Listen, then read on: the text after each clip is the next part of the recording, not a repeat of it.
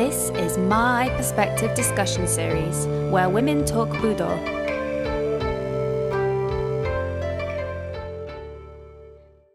Hello, everybody, and welcome to Maai Perspective. My name is Cathy, and here's my co-host, Fran. Hello, Fran. How are you?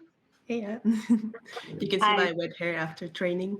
The shower after training. Unless you're listening on Spotify, in which case you just have to imagine Fran's wet hair. Exactly. So today we are very, very happy to be joined by Nicole and Mitsu Flynn. These two are actually siblings, half siblings, and I think it'd be best if you guys could introduce yourself. Who would like to go first? Respect your elders, obviously. Respect, of course. Sure. Yeah, I'm Mitsu Nobusada Flynn. I've been training for 32 years and change now. Wow. Since our dad opened Alameda Aikikai in 1991. And yeah, so now I run Alameda Aikikai and it's going great. I did a little bit of karate. My wife is Nidan and Shito Ryu. So I've done a little bit of that. And then, yeah, I'm a physical therapist as a day job also. So. Oh, fantastic. And if you don't mind me asking, how old are you? 35. So you said you've been training for 32 years, did you say? Mm-hmm. Yeah. Okay, there we go. Right, so you started when you were 3. Yep. Very, very interesting. Thank you so much. Nicole, would you like to introduce yourself? My name is Nicole Flynn. I am 17 years old and I am from Scotland. I've been training Aikido since I was 3 with my dad at Bristol Aikikai. Where, sorry, Nicole? Sorry? Say that again. Where did you start training? Bristol Aikikai, not Alameda. Bristol in Scotland. And I've been to many seminars all around the world with my dad, like Barcelona and different states in America. And I was lucky enough last year to sit my Shodan test at the May camp. So which I was very lucky enough to actually witness. Yeah. It was very impressive. Thank you very much. And also out with Aikido, I also play rugby for Stirling County, and I was lucky enough last year to get selected to play for the Scottish under-18s. Mm-hmm. So that was really exciting. That's fantastic. Congratulations. Is it luck? That's my question. Well, actually, recently a study was published that when women are successful, it tends to be attributed to luck rather than talent, effort, and so on. So I don't know. I might share it afterwards so that we all get to think about that. Yeah. It sounds like a lot of hard work and dedication to me. So there we go. And we all need a bit of luck, don't we? As well, that helps. But still. Fantastic. So you both started when you were 3 years old, and you both started training with your dad, who is Mike Flynn Shihan. Right. And people may know him actually as Jubei. Is that correct? Yeah. Yeah. Fantastic. So did you do either of you actually remember starting Aikido, or was it one of those things that you like learning how to use cutlery? You know, you don't really remember how. I don't remember learning how to use chopsticks. I've just always been able to use chopsticks, you know. So yeah. To be honest, not really. I don't really remember it. There's videos though, so I can say I remember it, but I don't know if it's just because I've seen a video. But now it's like, to me, as you progress, I don't remember learning how to roll. I just know how to roll, and I stand up and you just keep going. So that's amazing, because I remember, I don't know about you, Fran, but I remember so clearly learning how to roll. I mean, it wasn't that long ago, it was just a few years ago. So that's amazing. And how about you, Nicole? Is it the same for you? You don't remember? Or it's funny that you asked that though, because I was actually thinking about that, like how long I've been doing Aikido for, and I was speaking to my dad about it, and he was like, yeah, since you were 3. I was like, was it since I was 3? So I don't actually remember when I started. It's just kind of always been a part of my life. Like every Thursday, it was always Aikido day, or so. Do either of you have a first memory of training? Like, what's your earliest memory of training Aikido? I don't know if it's necessarily a memory that I can recall, but there's like video when I'm like 1.5 or 2, and my dad does kotegaishi on me, and I start crying, and then my mom is like, no, it's okay, go back there, and so I just feel like that's kind of how it's always been. He just kind of checks us around. Yeah. You're really painting a bad picture about that. No, I mean, it's not that. He's a great guy, right? I mean, we've learned so much from him, but I feel like he's always pushed us really hard in Aikido, which is a good thing. Have you always loved Aikido, or has it ever felt like something that you because this is what I find super interesting, because obviously Fran and I started Aikido. I mean, obviously everyone has a choice, but the difference is Fran and I made a decision to start Aikido, and it was later in life. So I know that I'm there because I want to be. Like, was there ever did you ever feel like, oh, I don't want to do this, why am I here? Anything? Did you ever feel like that? Well, I think that I have school and stuff, so I had a lot going on at some points. Like, I had a lot of extracurriculars going on, like swimming. There was a point where I couldn't go to Aikido because I was swimming. But there was times where I was kind of like, oh, like, thank goodness I don't have to go to Aikido because I'm so tired. So there was a point where I had to like try and balance it out. There was a point where I didn't go to Aikido for quite a long time, and then I came back to it, and now since then I've been going like regularly. And I have kind of learned, like, since I've been improving and getting better, I have come to love it, and how it like affects like my life now, I think is quite exceptional, actually. Oh, that's fantastic. You, as you said, you're currently quite seriously into rugby, aren't you, in quite a big way? Yeah. Has that been difficult to balance out at all? Yeah. Now that I've recently moved up to the women's team, and they have their games on Saturdays, and I have training on Saturday, so like I've not been able to train on the Saturday, and sometimes I go to Murrayfield on the Monday, and I'm usually training on the Thursday. So it's like, more recently I've not like been as like going to it as much, but I'm still trying my best to make it when I can. In a way, the advantage is, of course, rugby and Aikido, the way you use your body is very different, but it's not that you're stopping physical activity completely. I think that it's much harder to go back if you've stopped because of something else, but you're always active, always moving. So that's very cool. I think that's a really good point.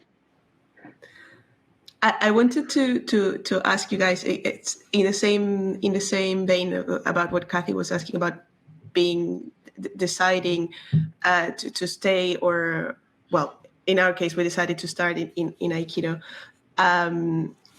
Did you feel any kind of, for example, when you had to take some time off, or for different reasons you've had to be away, have you felt any pressure to go back? For example, you, Mitsu, who are now running the dojo, have you ever felt any kind of pressure? Yes and no. Like, I don't think I've ever really felt pressure from my dad, except for when he was around and I didn't, like when he was here in the US, it was just like, okay, he'd pick me up from school, we go to the dojo. And then obviously there's some days when you're a teenager, you just don't want to do it, but you do it anyways. And then later, like now, I'm super grateful. But I'd agree with Nicole that first there's a couple times where it's like you question it, right? Because it's all you've ever known. So are you doing it just because this is all you've ever known, or because you really love it? But then, like, as you for me, like my wife and I had to move to Southern California for 3 years for her to finish grad school. So I didn't have Alameda Aikikai, and it became like a period of like half a year or so, or like long breaks between my actual training. And I learned like, okay, this is it. Like I really miss it. I miss doing it. I love it. But I don't think our dad ever really put pressure on us to do it, especially because like our brother, Mikey, he doesn't train at all. And it's like our dad completely follows him with the swimming, and he's doing great with that. And so he just kind of let us pick our own passions. But for me, coming back, I felt a little bit of pressure, but not so much from my dad, more from myself, right? Like there's this internal struggle of like everybody in the dojo, there was a choice, right? Like he had passed it to Elmer Tensinko Sensei in 2005 when my dad moved to Scotland. And then in 2019, Elmer told me, he's like, hey, I'm moving to Florida. So like somebody's got to take over the dojo. And he had offered it to a couple people, and then he'd bring it back to all the members, and they're like, no. And then he would always say like, well, what about Mitsu? And everybody's like, yes. So it wasn't so much pressure from him, but it was more pressure from like the members of the dojo that are still there now. That's I guess sometimes if you have leadership qualities, even if you don't want them, you somehow get pushed into that position of I'd say it's something like that. Yeah. And did you feel, so of course you say that your dad didn't pressure you, you have to do Aikido, you have to, but do you feel, and you say that there's pressure from other people for you to take on that role, but do you feel a kind of another kind of pressure to continue, what am I trying to say? Uphold the family name, perhaps. Yeah, I feel a lot of pressure, but it's helpful knowing that my sister, if I mess up, then my sister can do it. Now the pressure's on you, Nicole. Like when you say his name, right? Like when you go around the world and you say, oh yeah, we're Jubei's kids, then inherently there's like a level that you jump up. An expectation Almost, yeah. Like even when we went to Doshu together, this was probably the last time we've trained together. It was 2019. Doshu came out to California, and Nicole and my dad both came. And Doshu had his Otomo, and every time he was like, yeah, go get him. So every time I tried to bow to him. And then finally he was like, just tell Doshu. And so I was like, oh, like I'm Jubei's son. And then he's like, oh yeah, here, you go with him to the Otomo. And then it was just like, okay, let's go for it. And you just train as hard as you can. So I think there's always a little bit of pressure or like that you're getting into something where you're going to be pushed a little harder. Yeah. And how about you, Nicole? Is it the same for you? I guess I'm lucky, I would say, because I would say my Aikido is my dad's Aikido. So I think I'm lucky that I get to show that to other people, but also like I don't really tell people that like my dad is who my dad is, because I don't want people to like picture me differently, I guess. Like I want people to train with me and not train with who they think I am. Because I feel like as soon as you tell someone like, oh, this is my dad, I think it kind of is like they might treat you differently, because it has happened. It does happen. Really? Like you get like put extra pressure on you, and they're like, you kind of feel like you're being judged a wee bit sometimes. But yeah, and is it for both of you? Do you find people challenge you, like they block you and things, like more so than usual? It depends if I tell them or not, but some people know, obviously. Like, at our dojo, I train with Raffle and Paul Goldman Sensei, and I feel like I like going with them because even though they know who I am, they don't hesitate to beat me up. But like, I always get good training with the people that I know, that I think if they don't know you as well, then I think sometimes that does happen. Or like they maybe think you're better than you are, or put like an extra kind of lens on, depending on like whereabouts in the world you are as well. Yeah.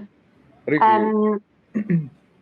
I'd agree with that. And I think there's two types for me that I've experienced. Is either the type that you know and you kind of have a good relationship and they'll just train, right? Like Nicole said, Paul and Raffle, and then like Manolo or Robert Savoca Sensei, or like all these guys that I kind of grew up around.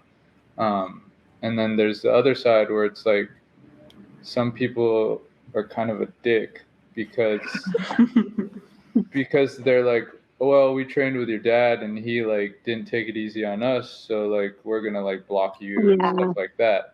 Right. So there's both sides to the coin. How do you deal with that when you encounter those people? Like, do you? I'm not. Maybe the question is like, do you accept their challenge? No, but how do you process those situations? Like, do you train harder? Do you? I don't know. Yeah, I just tell my brother and he sorts all my problems for me. No, I mean, I think for us, like training, like we know our Aikido works in pretty much any situation. So like even if someone blocks, then generally I'll take it easy. I'll go as hard as the person I'm training with wants to go. So I'll always try to be uke first, regardless of, especially if you have a hakama, I'm gonna be uke first because that tells me you have a certain level, right? So let me be uke. It doesn't matter who I am, right? Like I might be ranked higher than you, but you go first and then you set the pace and I'll follow that pace. But with somebody like that, then it's like, they try to block you and there's, I don't know, an extra level you can go to. So you just turn it up a little bit and then they kind of regret it later on. So you can play that game. Yeah, exactly. It helps you as well. It helps you get better. Mm-hmm. Because you need to remember that, like, it's not like real life fighting and whatever, but it's like, if that was a real life scenario, how would you deal with it? Like, you have to remember you've got two hands. Yeah. And atemi is 9% of Aikido. Yeah. Absolutely. We were this actually came up in a previous podcast, and someone said, well, we said, how do you deal with this, when this happens? And she said, well, atemi is a very beautiful thing. It's true. I mean, it is true. Yeah, it's true. Yeah, absolutely. So when you guys train together, do you get to train together often or not so much? No, not so much. It's been like 3 years plus, 3+ years since. I could beat him up now. He's just scared of me. Let's be honest. Probably. Yeah. But I mean, I think for us, the pandemic really, really stopped us being able to train together a lot because she was coming over. My dad comes over every year for a seminar, and she was coming almost all the time with him.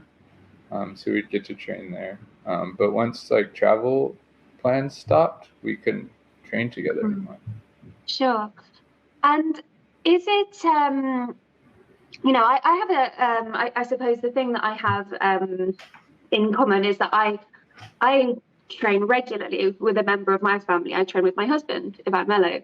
And my question to you is, of course, there are, so that's an extra dynamic, I guess. And I would say, generally, we're actually pretty good at just leaving that off the mat.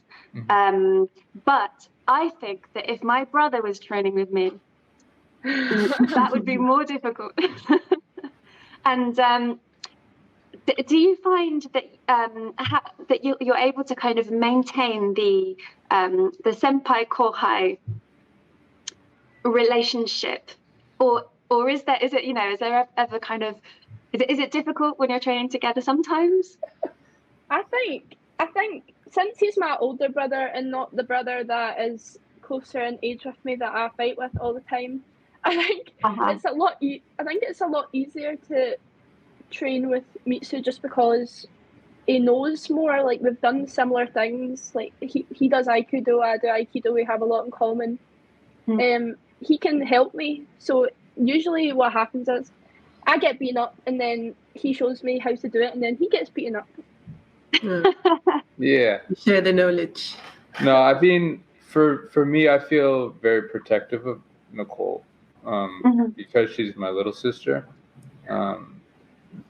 So it's just, I'll always try to help her on the mat. Like, yeah, I'm going to try to push her, right? But if I see like, all right, she's been training really hard, she needs a little bit of a break, then we can tone it down. In the mini break we had, I told them that I was new to the world of people who had trained with Chiba Sensei, and I don't know what do you think? What does it feel like to be, because you started with your dad, and how does it feel to have access to all these very experienced people? And I'd say maybe the privilege to have grown up surrounded by very experienced people. How do you feel about that? Did you realize that was happening, or when did one day you said like, oh yeah, actually I've been in a great context to learn? I don't know. Yeah, I mean, for me, when we're little, like, you don't really think about it, right? You just think, oh, like, this is cool, I'm doing something with my dad like every day. But then you look back on the experiences you've had, and it's truly amazing, right? Like, second doshu, Kishomaru helped give me my middle name because I was born when he was here for summer camp in '87, and then it's like, also when I was born, Chiba Sensei gave me a tanto. Wow. So it's like you have these experiences that you don't really think anything about, but now that I'm kind of older, don't laugh, Nicole. You look back and you're kind of amazed that you had these, but you're grateful for them, because a lot of people, like, nobody now can say that they've trained with him. But like, one of my birthday presents was my dad sent me down to San Diego to stay there for a few weeks, and just live in the dojo, train with Chiba Sensei, and that was it. So I think since Dad knew all these people, like Dad said to me, we were actually talking about it this morning, that his main sensei was Chiba, and then Chiba handed him to Shibata Sensei. To know that, like, big names in Aikido have taught my dad, and now he's teaching me, it's a bit crazy that you don't really know the extent of your knowledge and where your training's coming from. But yeah, absolutely. Now I am like, I asked for my birthday too. Like, my birthday has been, can I go with you to San Francisco and see Mitsu to do Aikido? Like, that's what I get for my birthdays now. I get to travel and do Aikido and learn from all these different people, like George Vine Sensei and Robert, Mitsu, people in Barcelona. So yeah, I can definitely identify with that in a sense, in the fact that we were talking earlier about luck, and I certainly feel, again, I don't know if it's luck, I don't know, but I certainly feel very lucky that I walked straight into a dojo with Ismail Hasan Sensei, and that was just my first experience, and my first I just walked straight into it, and especially now, having seen what's out there, we all know what I'm talking about. Having seen what's out there, I definitely feel very, very lucky that I'm able to learn from who I'm able to learn from, and so I can completely I agree with you. I really identify with that as well. But of course, for you, it's been a much longer. You've got much more experience, the two of you.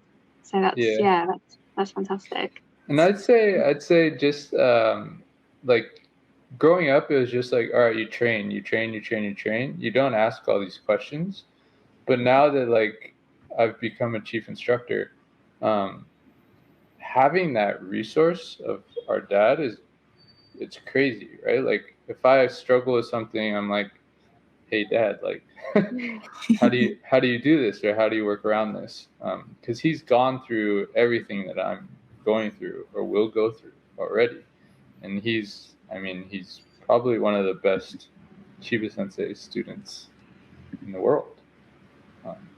So it's really cool to be able to fall back on that. Do you feel the same, Nicole? I mean, well, you live with him. Yeah, overbearing at times.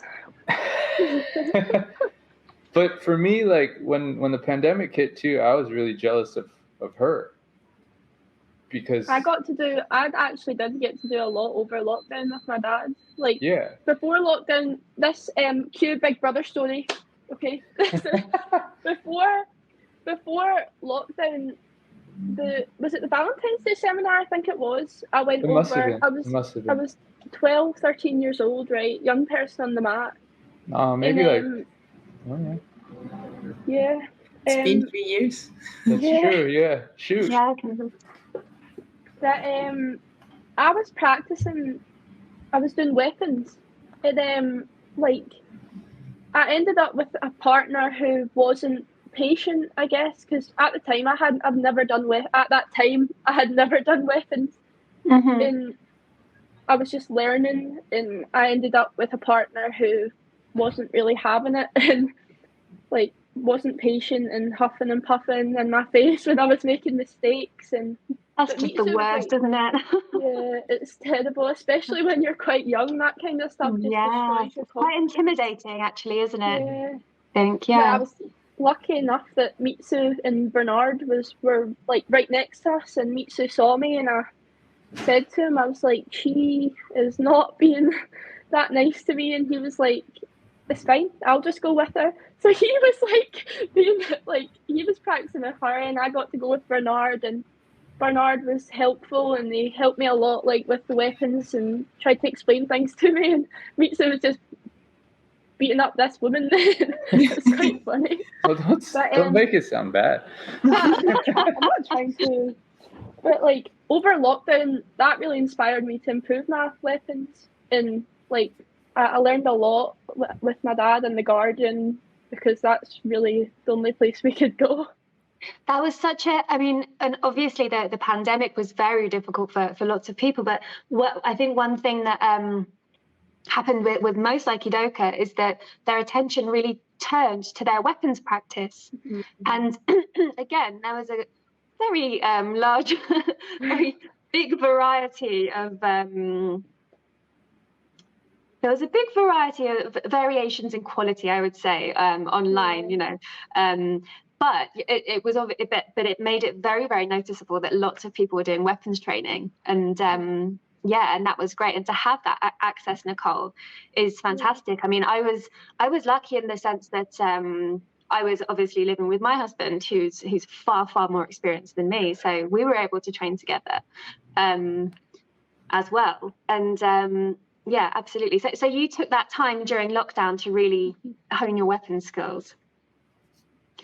And I suppose those difficult interactions. I actually saw a quote recently by I think a Zen teacher called Joko Beck, and it was something like, "Every moment is the guru. Every difficult boss, every what was the word? Every loss, every gain, every friend, every difficult interaction, every moment is the teacher." And I really liked that, because and I was thinking about these. I've had my share of difficult interactions with people as well on the mat, and I I'm sure there's no Aikidoka who hasn't. Yet somehow, if you can take something from each of those, I think it's really valuable, isn't it? And it sounds like you did that, Nicole. It wasn't like, I'm terrible at weapons, I'm not going to do weapons anymore. It was like, no, fuck you, I'm going to get good at weapons. So and that's good, you know, and you kind of feel at the time like, oh, this person's really annoying, but it does sometimes make you better, doesn't it? Yeah, I think I got raised like that. Like, Dad was always like, if it's something that's bothering you, then we'll just fix it. And that's what happened. But I think it probably hurt more at the time just because I was so young. Yeah. And how people, like Mitsu knows it as well, like we've both been in these kind of environments at such a young age. And it's kind of something you have to learn to put up with. So. Yeah. Yes, that's true. I think, Cathy, our experience is very different in the sense that we were adults when we started. So even regardless of what we've learned so far and so on, our bodies were fully grown up, basically, with an adult weight and so on. And it's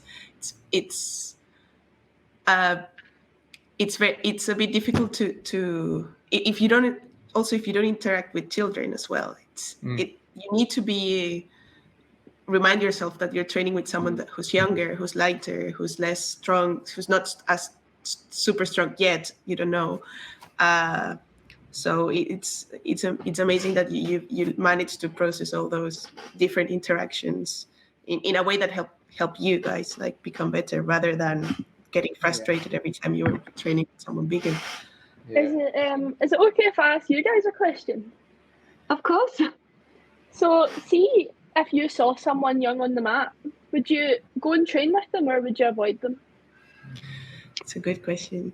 Can I say ask something? So in my old dojo, the usually we didn't change partners when you were training. So sometimes, if you started with someone, you would stay with them for the whole class. And after a year of training there, or a couple of years, I really enjoyed welcoming the new people, or regardless of their age, actually. But if we had one person and they were younger than me or beginners, I was very happy to like welcome them. So in general, I'd say that I consciously I don't tend to avoid younger people, or when I want to work on my lower stance, for example, I really like working and you grab them. That's it's a good question, Nicole, and I want to know why you're asking that question as well. But I'll answer you. So for me, I do make an effort. I mean, it depends, you know, if it's a seminar or it's sometimes difficult in a seminar because there are so many people. But certainly, if it's in our dojo and there are absolute beginners or children there, I do make a conscious effort to train with them and work with them, and often I'm the person that is kind of introducing them to Aikido for the first time. Like sometimes I'm the person that's helping them to do their first Mayukemi or something. And so yes, I do make an effort at first, but there comes a point where I feel like you have to start chasing people. So I'm not going to go to you anymore. If you want to train with me, you come to me. And I think that's really important. It's like I think it's important to encourage people when they start. But then even children, there comes a point where they have to take that responsibility and chase people. And you know, we've had people, we do have children in the dojo, and they come to the evening classes and train in the, you know, so-called advanced classes, you know, with a lot of the more advanced people, and I know I'm not the only one as well. Eventually, you say to them, "Don't just stand there. Go find someone. Go grab someone." Yeah. So it's yes and no. Yes, I do make an effort, but up to a point. Yeah. Yeah. Does that help answer your question? Yeah, and why do you answer? Why do you ask it, Nicole? Because is it because obviously you've been a young person at seminars and in classes? Did you feel avoided or anything like that?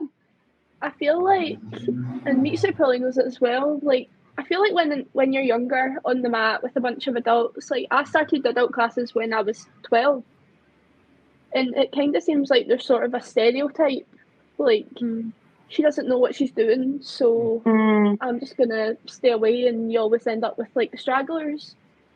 So it's just like,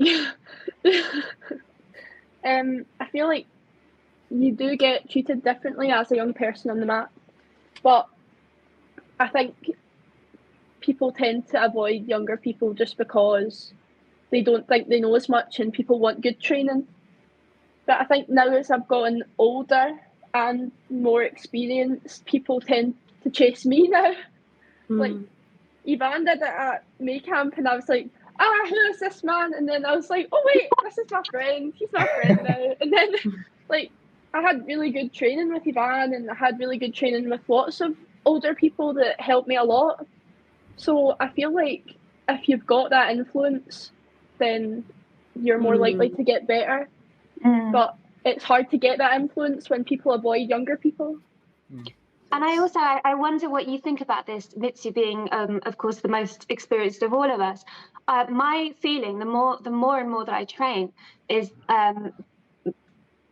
I think people can really underestimate how much they can learn from a young person and from a person without experience, perhaps. Yeah, I mean, I'd agree with a lot of the points that you guys have said, right? Like, Cathy, you brought up, yes, you might be their first encounter with someone in the dojo, but then, you have to push them. It's the same, like, for me, I have, like, a group of advanced kids now, and you push them, and you push them, and you push them, and it's no longer, like, a kids class now. It's more like transition to an adult class. And I get mad at them if they're not engaged in class, and when I demonstrate something, I say, okay, go. And if they're not running to some person saying onegaishimasu and then throwing within 10 seconds, then I'm like, guys, come on, what are you doing? And then the first seminar that this batch was able to do was in November, and they afterwards they got a little chastised for just trying to train with themselves. I'm like, no, you guys need to go seek people out. So it's, like that same thing. And then for me, like looking back on the big brother story, that was just like my little sister not listening, because 3 of us had said, like, this is the one person you want to avoid on the mat.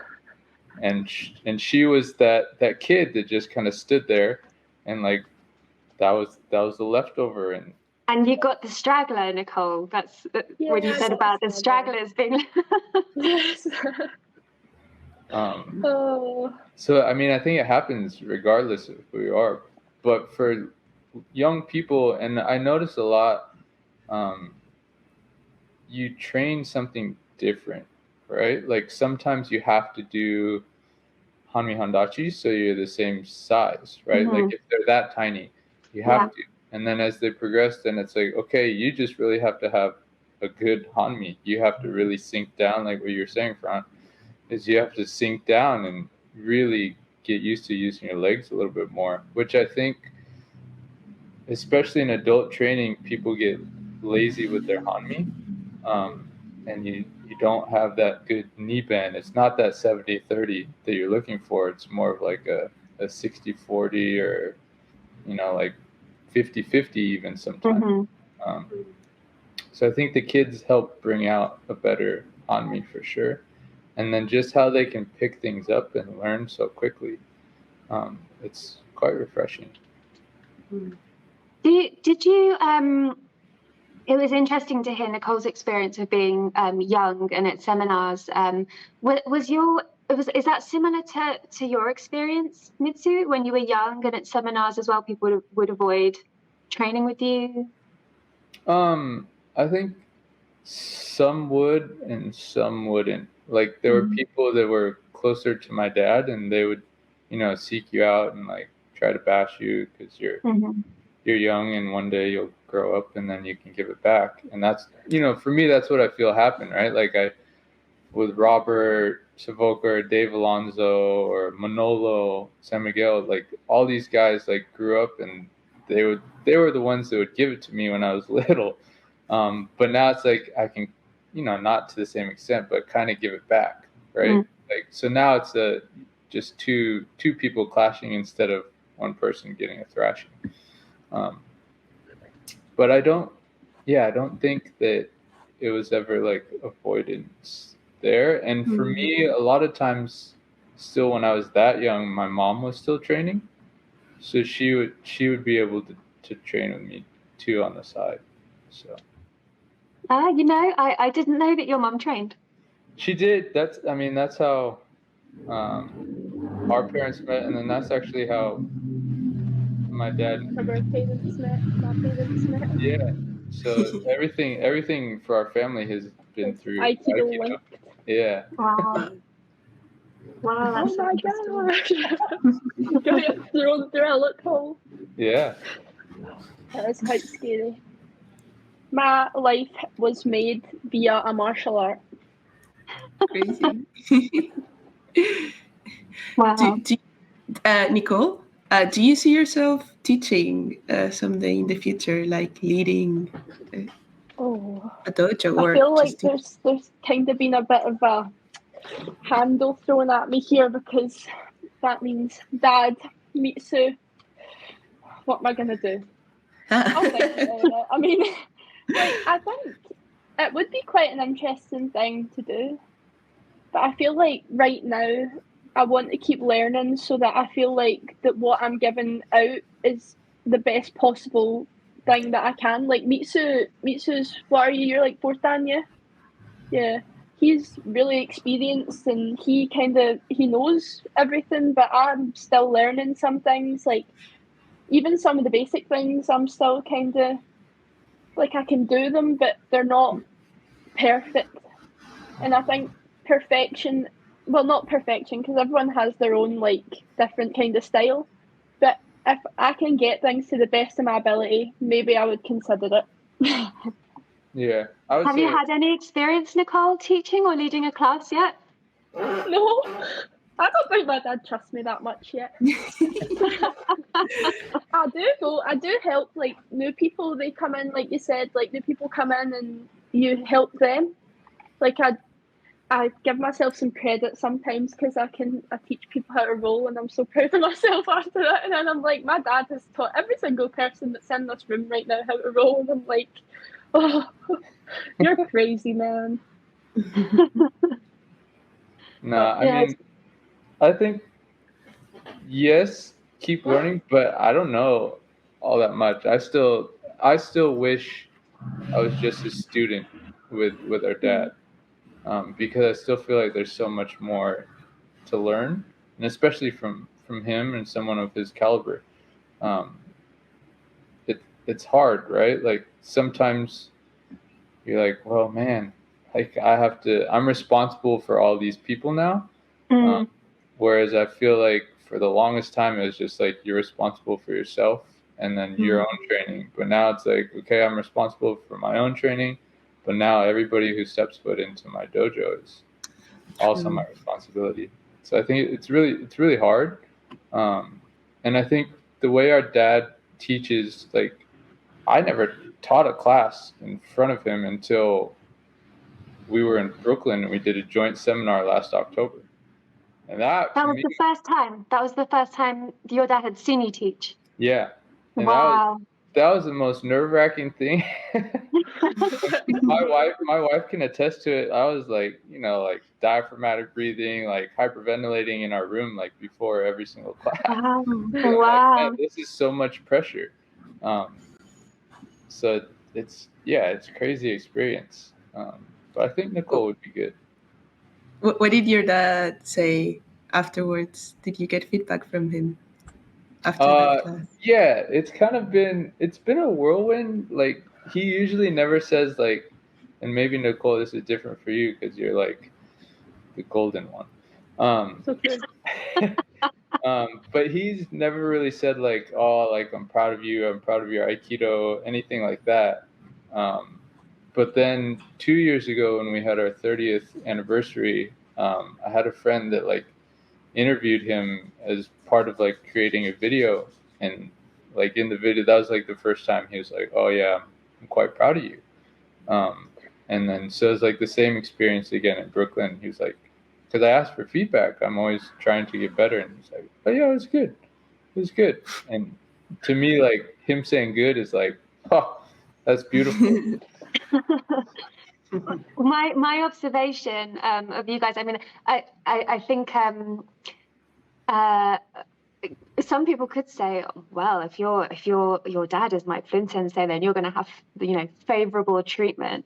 But actually, my observation, Nicole, when we attended the seminar in Scotland, we were aware, obviously, you were about to do your Shodan grading. Yeah. And I think it was quite clear that you weren't going to get any favorable treatment. It was just a brief conversation with your dad before. It was like, well, if it's no good, she'll fail. Simple as that, And so I think that's obviously, and I'm sure it's because he wants you guys to do well for you, I guess, isn't it? I mean, it was great. It was very inspiring to watch your grading, Nicole. I think lots of people would agree. It was so. Your stamina is insane. Oh, I was watching it and see right at the end, I was like, why is there 5 men all over me? Yeah, I mean, it was gosh.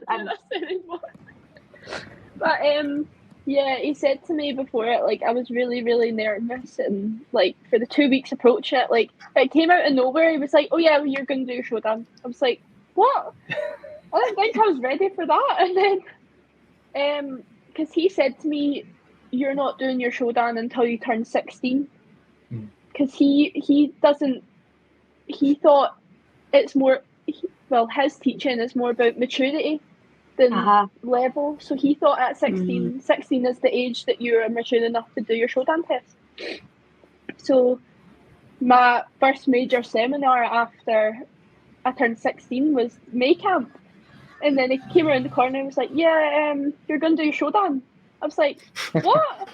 And then, like 2 weeks, I just pestered him. And I was like, "Help me, I don't know what this is. Help me, I don't know what this is." And he said to me, I did have many conversations, and he was like, "If I'm going to hold you at a higher standard than Jake, who was also doing it at the same time," I was like, he said he can make more mistakes than you can. If you don't have a good test, you won't pass. And I said, okay. And then I had that pressure like all throughout the test, and then he said pass, and I was like, oh my gosh, I actually can't believe it that I've actually done this. But like for days and days after, I did say like, was that good? And he was saying, like he said to Mitsu, yeah, it was good. Yeah, that was all he said. But I think that Mike Flynn language means well done, I'm proud of you. Yeah. And I feel like, for me, when I was younger too, I think you guys talked a little bit about like some ego on the mat. When I was younger, I feel like I had some ego on the mat, and after I got my Shodan, it took me 10 years to get Nidan. And then I was like, why? Because I see myself, and it's not the skill, right? It's the kind of maturity. And it like finally came about, right? Like, yeah, I'm more talented. My Aikido is better than this person, but I don't have the mindset. So it's like he's always teaching us something, and I feel like he's held us to a higher standard than pretty much anybody in the lineage. I will say that I've got a few months up on Nicole, because I got it right before my 16th birthday. Well, you've already lost 10 years, brother. So. That's true. You'll probably pass me up, and I'm okay with that. I hope for that. And I think that's a good point, isn't it? And I like that, because I do think that it's an internal art as well. It's not just it's like, yes, you can do the techniques, but I think that the maturity is important as well. I mean, I've seen already in my limited experience, I've seen people who get to showdown and then it's like they know everything. And it's really damaging for their Aikido. Yeah, it's interesting. Nicole, can I come back to what you were talking about earlier? You were talking about your you were asking, you know, would you train with somebody on the mat who was younger than you, etc. And have you found that any friends you've made through Aikido? I don't know if there was anyone your age as you were growing up that was training alongside you. Do you find that people tend to drop out? Younger people? I didn't really have anyone that was my age. I think when I done kids classes, I had people that were my age, but now they're not doing Aikido anymore. Just obviously, I think probably as they're getting older, busier schedules and things. But I do know people that I have been training with since I started in the adult classes, like Morag. She's my friend. She helps me through a lot, and Chloe, she was quite young at the time when she started as well, and she's been practicing all these years. But I think people don't fully appreciate it, but like I've learned to appreciate it. Like I think I can use it, like, because I know what I'm doing now, but I think it's a waiting process, and until you finally get it, you're not really interested in it after that. That's very interesting. Probably some, for example, if parents take their children to try different activities, and you never know if the motivation is coming from the younger person or their parents, and also some activities have much clearer rewards. Let's say people progress quickly. You get lots of exposure in tournaments. The different factors that probably make it. It's easier to appreciate. Probably it's less subtle than what happens in Aikido. It's very, very interesting. Me too. You have you've created like an advanced class for children as well. Were you thinking of like making it easier for them to progress to an adults class so that they don't drop out? Yeah, so like and then actually when I took over, there was no advanced class. So like a couple of the senior students that were doing the kids at the time, Bernard and Leah, came with this idea of like, hey, can we have something in between? Because like for us, our kids class isn't grouped by age; it's just grouped, right? So like technically, like 5 to 16, it's all one kids class. So you'll see the older kids get bored, and then it got to a certain point, like once you've reached like red belt or green belt, like after 4 tests or so, a lot of the kids gave feedback, like, hey, it kind of feels like I'm babysitting the new kids. And then there was no progression beyond that. So they came with this idea, and it's been great. So this is our second batch. We had one like prior to COVID, and now, well, 2 have moved to Texas, but they still train with their mom, Leah. And then 2, Remy and Bree, are now in the adult class full time. So it's great because I feel like that's something, maybe not in the UK, but in the US, there's no real younger generation that's kind of coming up, which is frustrating to see, right? Because like I'm 35, but I'm the youngest chief instructor. I'm the youngest Shioin in Rankai, North America, which for me, yeah, it's awesome, but it's also at a point it's kind of sad because that means there's nobody really right behind me that's like pulling with me. So trying to get these kids to kind of hopefully stick with it, like, and some of them, of course, will move away for college. But if you get a few to stick, like we still have before that have stuck. And then now we have a new batch that we're kind of trying to bring along. It's really interesting. Yeah. I wonder, Mitsu, if I can ask you something, because I was just as you were talking, I was listening, and I was thinking that this quite often there's this thing of like, we need younger people in the art. We need we need more people. Sure.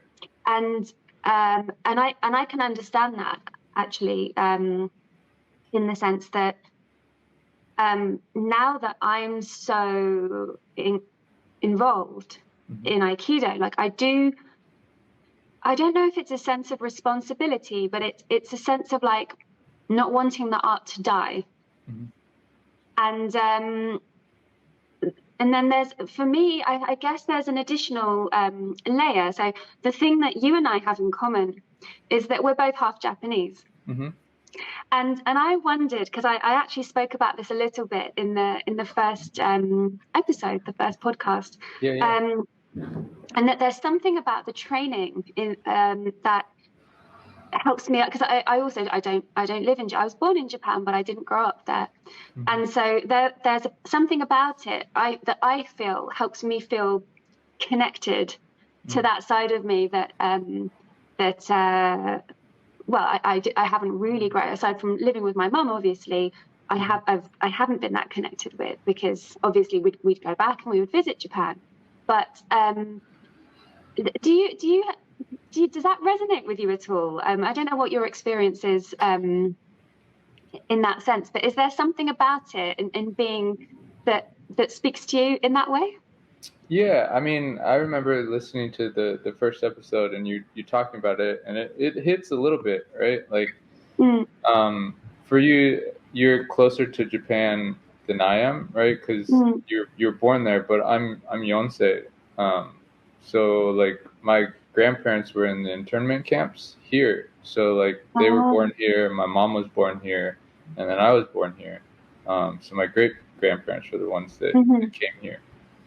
So I feel like kind of far removed from that. Like we don't really have many relatives, and none that I keep in touch with in Japan.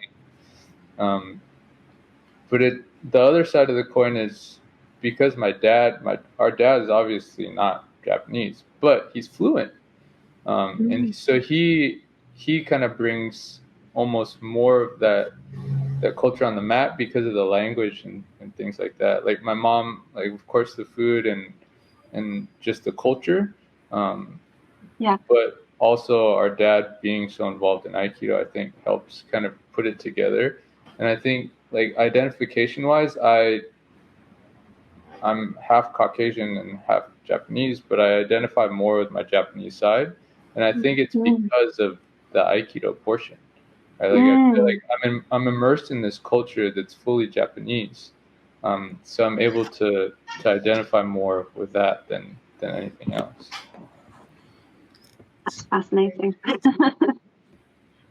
And it's nice to be able to speak to you about it, because it's there aren't many people actually who are half.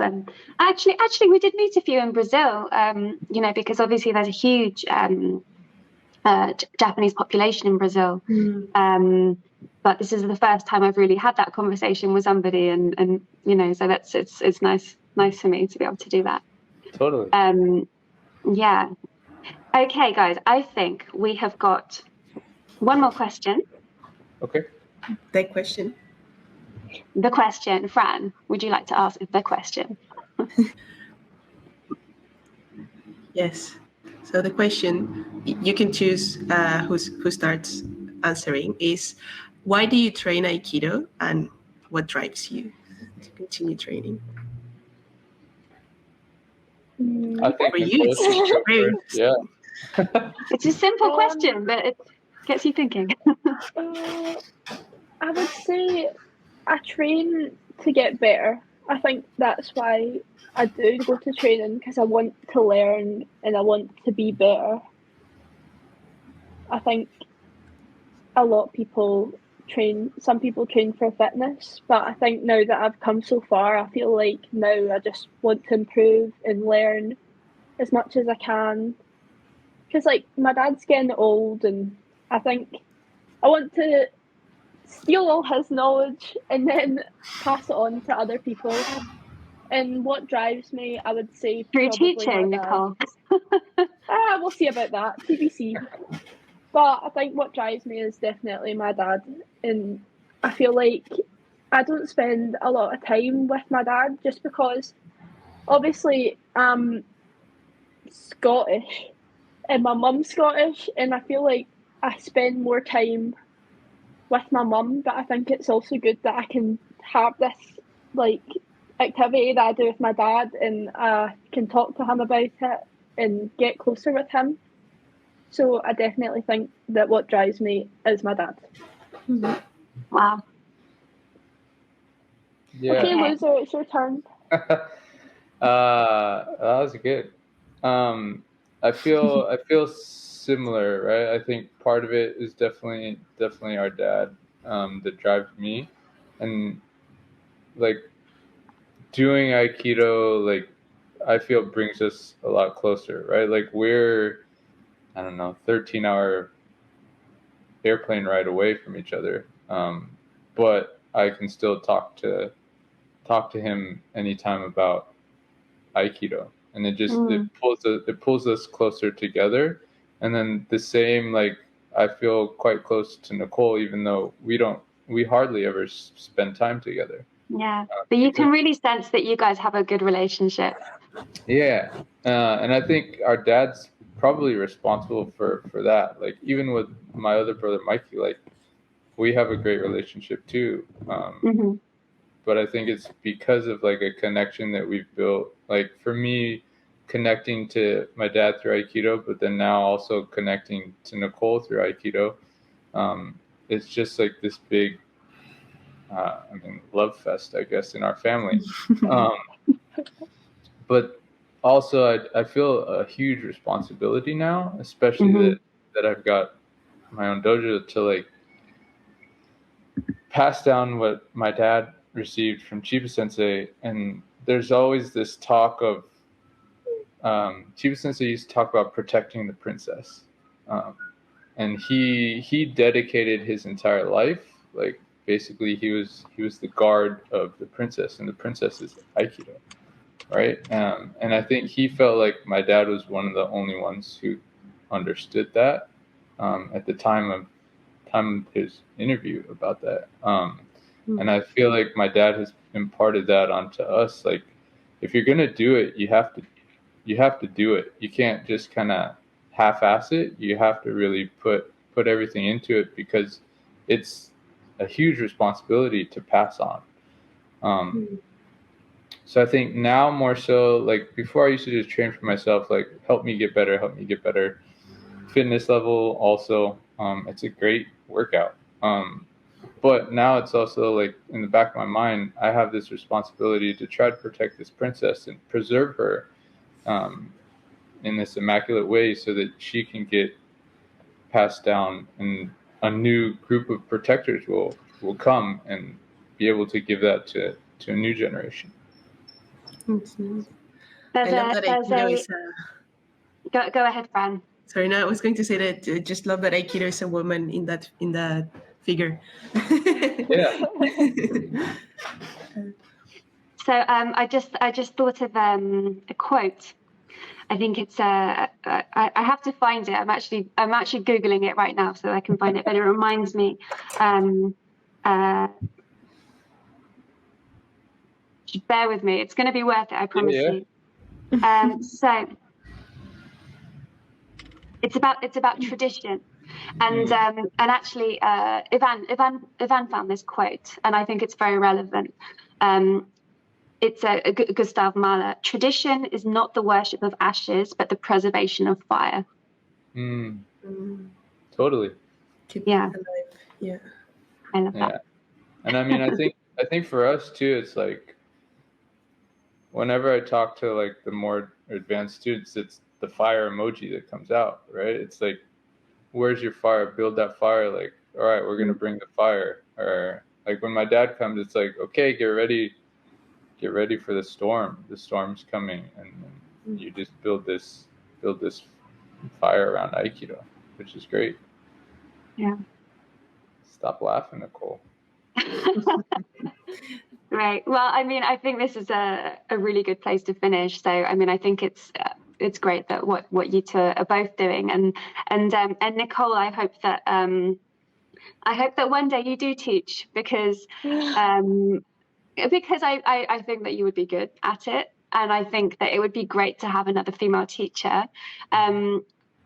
Just my 2 cents, I haven't had an awful lot of experience teaching, but I have had some, and I have found that, and my Aikido is far from perfect, but you learn so much about yourself and so much about Aikido through teaching. So I think it doesn't have to be perfect to preserve the fire, but it has to have that something. The spark, at least. Yes, it has to have that. So I like that analogy. Yeah, the spark. Exactly. Fantastic. Well, thank you guys so much for joining us. It's been really, really nice to speak to you properly, actually, because well, Nicole, I've only met you once. Have actually met you once in person, which is great. Nick, I've never met you. I know, it's crazy. We became acquainted on Instagram, so right. It's really nice to finally meet you. Any last words at all before we finish? Just thank you very much for having us on. Really, it's quite a cool thing to do. Yeah, no, I appreciate you guys for having us on. It's cool. Bringing us both together gives me an extra hour to spend with my sister that I don't normally get, which is really nice. And just keep on doing what you guys are doing. It's been a great series so far. Thank you so much, guys. Oh, special guest. Hey, Dad. Sensei. I'm supposed to make us for dinner. We can't hear you, Nicole. You're gonna have to tell us. He's trying to be funny. He said, "I'm just trying to find out what to make her for dinner." And what are you gonna have for dinner, Nicole? Probably chicken. Chicken, and the dog's here as well. Oh, yeah. Goodness. Chicken katsu. He's very, very cute. Yeah. Thank you so much, guys, and thank you very much. And take care. You too. Take care. Bye. Bye-bye. You've been listening to Maai Perspective, where women talk Budo.